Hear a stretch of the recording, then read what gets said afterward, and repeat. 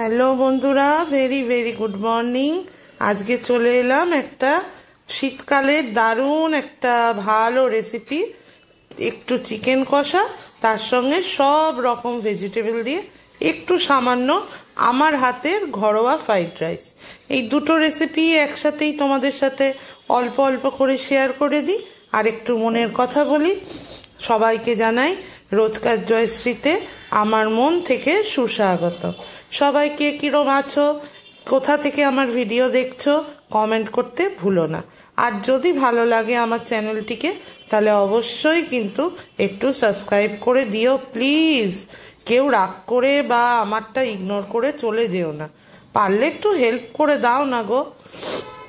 প্রথমেই চিকেনকে একদম ধুয়ে পরিষ্কার করে নিয়ে, আজকে চিকেনে আর আলু দিইনি ভাই, সামান্য একটু পেঁয়াজ কুচি, সামান্য নুন, হলদি, এরপর পরপর কতগুলো মশলা দিয়ে দেবো। যেমন ধরো সামান্য একটু ধনে গুঁড়ো, সামান্য একটু জিরে গুঁড়ো, শুকনো লঙ্কা গুঁড়ো, এগুলো দিয়ে বেশ কিছুক্ষণ, আর একটু টক দই, 2 চামচ 2.5 চামচের মতো আমি টক দই দিয়েছিলাম।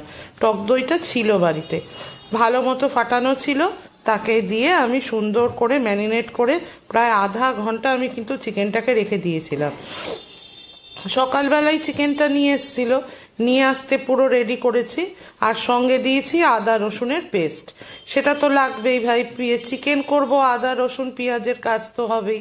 তো সঙ্গে দিলাম টক দই, এরপর ম্যারিনেট একদম সুন্দর করে মাখিয়ে, আজকে চিকেনটা আরও ঝটফট করে করব, আর একদম শর্টকাট প্রসেস, তোমরা সবাই ট্রাই করে দেখতে পারো।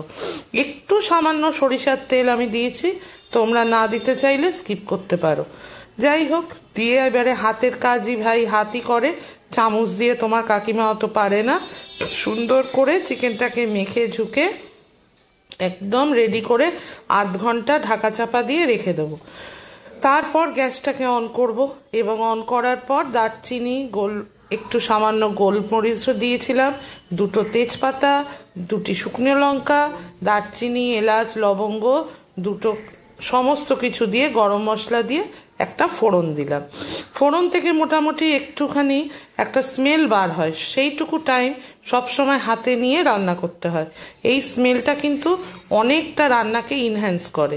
এই যে একটা স্মেল, সুগন্ধি বার হয় ফোড়ন দেওয়ার সঙ্গে সঙ্গে, প্রত্যেক ফোড়নের আলাদা আলাদা একটা গন্ধ আছে।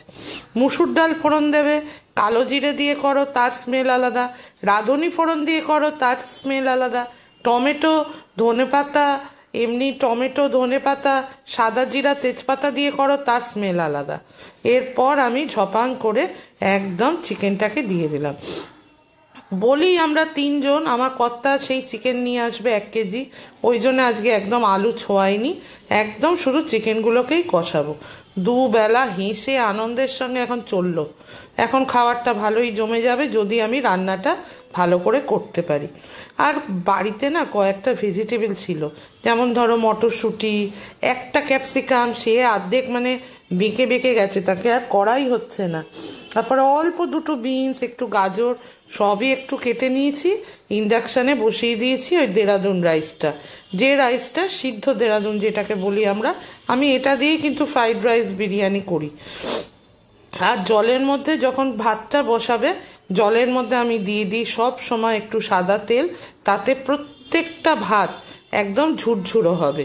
আর আমার ওই ছোট্ট বার্নারে আমি ওই সমস্ত ক্যাপসিকাম, গাজর, বিনস, মটরশুঁটি এগুলোকে একটু ভাজা ভাজা করে নিচ্ছি সাদা তেল দিয়ে।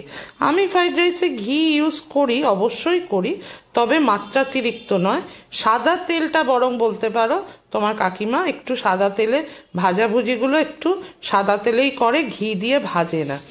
তবে হ্যাঁ, বিশেষ কোনো অকেশন এলে, বিশেষ কোনো অনুষ্ঠান হলে তখন কিন্তু করি। সামান্য একটু লবণ ছড়িয়ে দিয়েছি সবজিগুলোর মধ্যে, দিয়ে আমি হলুদ একদমই ছোঁয়াই না ফ্রাইড রাইসে। ওই জন্য আমার মানু যখন ফ্রাইড রাইস করে কালারটা কিন্তু একদম আলাদা, মানে আমার বড় মেয়ে, ওর ফ্রাইড রাইসটা আরও সুন্দর, আরও অন্যরকম। আমি ঘরোয়া মানুষ তো, আমি এরকমই করি। আমার হলুদ কালারটা ভাল লাগে না ফ্রাইড রাইসে, আমি হলুদ দিই না, ভেজিটেবলসগুলো দিলাম। একটা ছোট্ট ফুলকপির অর্ধেক পড়েছিল, ওইটাও রেখে দিয়েছি। সব রকম ভেজিটেবল দিয়ে করব। আর এইদিকে মাংসটাকে কষাচ্ছি। আর জলটা যখন চালটা আমি প্রায় 1 ঘন্টা চালটা আমি জলে কিন্তু ভিজিয়ে রেখেছিলাম। ফ্রাইড রাইসের চালটা ভিজিয়ে রাখার পর ফ্রাইড রাইসের মধ্যে একটুখানি সাদা তেল আমি ঢেলে দিয়েছি। ভাত হচ্ছে এখন। তো যাই হোক, এটা হতে হতে আমি কিন্তু সামান্য একটু লবণও ওই জলে অ্যাড করি, এবং কখনো মিষ্টিটা আমি অ্যাড করি না তখন, মানে চিনি। আমি নামাবার আগে সামান্য একটুখানি চিনি ভাতের মাড়ের মধ্যেই দিয়ে দিই। তাতে যতটুকু ভাতের মধ্যে দিই তাতেই কিন্তু আমার ফ্রাইড রাইস একদম ঠিকঠাক হয়ে যায়। আর দারচিনি, এলাচ, লবঙ্গ, আর গেছে 2টো তেজপাতা। এইটাই হলো রান্নার মেন ইনগ্রিডিয়েন্টস। এই দিয়ে আমি ফ্রাইড রাইসের চালটা একদম রেডি করছি। তোমরা কে কিরম ভাবে ফ্রাইড রাইস করো আমাকে অবশ্যই জানিও। একটু ঢাকা চাপা দিয়ে ওপর দিয়ে সবজিগুলো, আমরা ফ্রাইড রাইস কিন্তু একটু একটু আমাদের মনের মতো খাওয়া হলো, অল্প ঝাল দিই। আবার কাঁচা লঙ্কা, একটু আদা কুচি এর মধ্যে দেওয়া আছে সেরকম। আবার একটুখানি চিনিও ফেলি, অল্প, একদম সামান্য, ব্যালেন্স করার মতো। যে অতিরিক্ত চিনি খাই একদমই নয় বন্ধুরা। আমার রান্নায় যে তোমরা দেখো, আমি মাঝে মধ্যে আমি ব্যালেন্সের জন্য যতটুকু দরকার ততটুকু ইউজ করি। যাই হোক, ওইদিকে আমার ফ্রাইড রাইস রেডি হোক, এদিকে আমার চিকেন নিয়ে আমার ছেলে খুব প্রচণ্ড টেনশানে আছে। মা, যেন দুটো একসাথে করতে গিয়ে আবার যেন কেচে গন্ডুস করে দিও না। না ভাইয়া, ঠিক ভালো পারবো, তুই চুপচাপ থাক। সুন্দর করে নিলাম।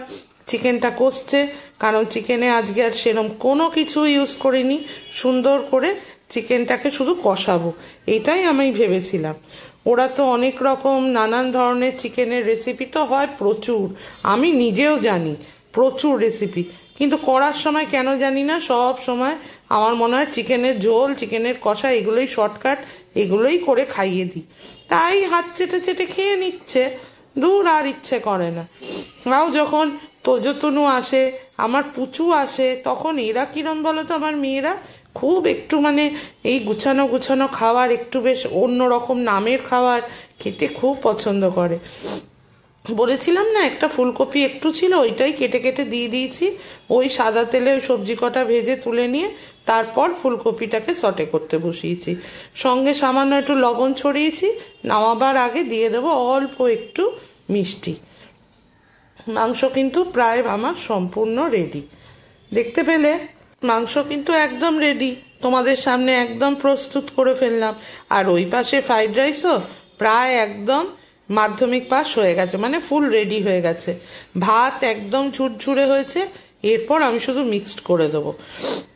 সেটাও কিরম দেখতে হচ্ছে তোমাদের সঙ্গে শেয়ার করব, এমন নয় যে তোমাদের দেখাবো না।